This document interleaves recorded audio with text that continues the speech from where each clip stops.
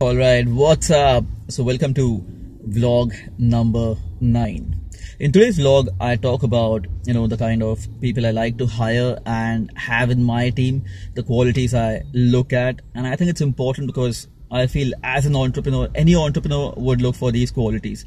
So, really important vlog if you are looking at getting a great job. To understand what skills and qualities do people look for when they hire a candidate, specifically for the long-term position and for important positions.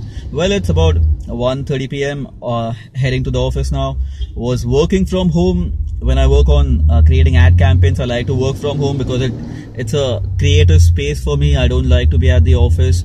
I switch off my internet, my phone, so that I get all the creative space possible, right? So home is where I do my creative thinking from. Now heading to the office, and we have interviews, we have client meetings, so all that in today's vlog. Watch it till the end because it's important, specifically if you're looking at getting a job. All right, so I'll see you guys soon.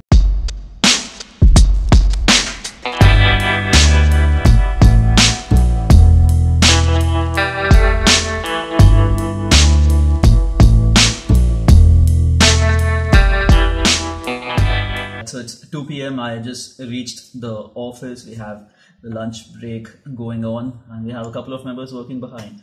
Well, so talking about the number one skill I look at when hiring people. So when I'm interviewing people, the specific questions that I look at from people, I ask everybody who comes in for an interview a question like, "Do you have any questions for me?" And I wait for the questions to come out.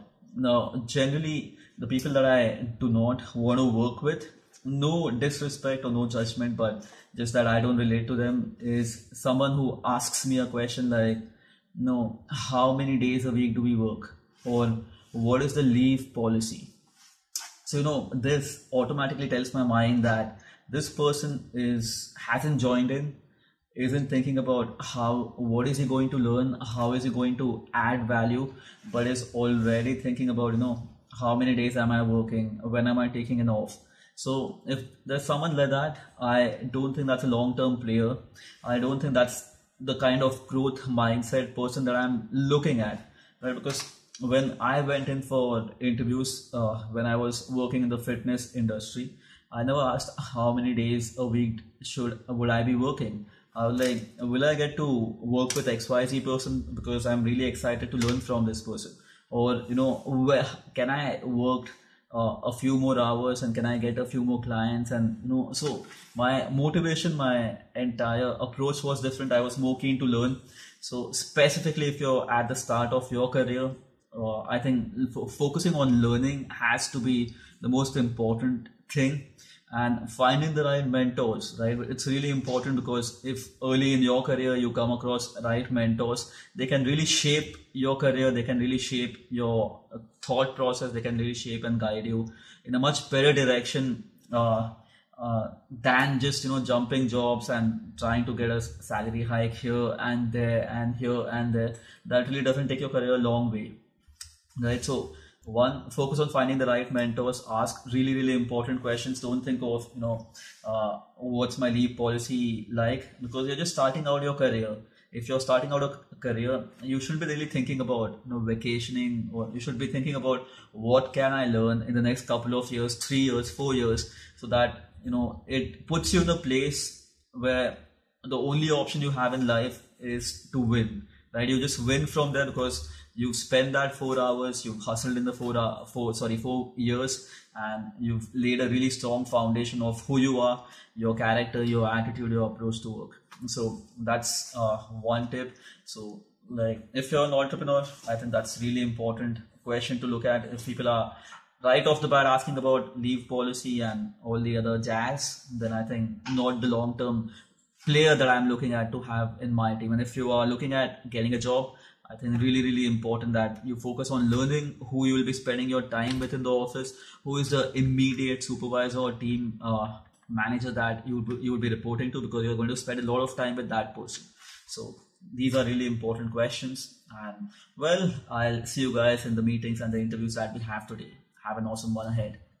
All right, so it's 3 p.m. and well, the interviews are about to begin, and then we have a client meeting. So it's been a super fucking awesome day so far.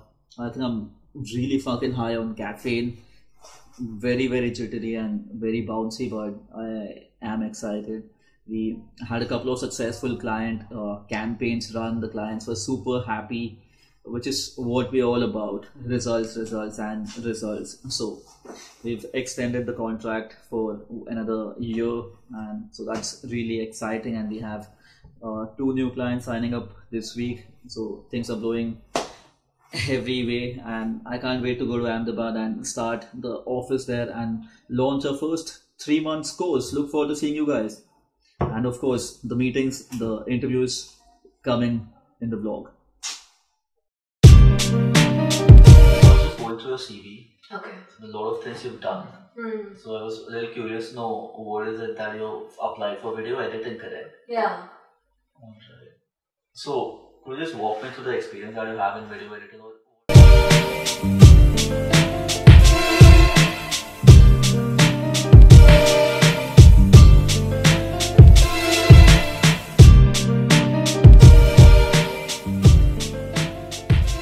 What we do is when we generate the leads, so we help you qualify them better, like nurturing with email marketing, text message. So before they come in for a meeting, so they are more nurtured, the objections are reduced. Obviously, eventually it will close in the meeting only. So we handle that process also. So once we get the lead, we nurture them. So when you have a phone call or a meeting, so the conversions are better. Leads from India only? Even abroad. Okay. Depending on where your target audience is and who's your market.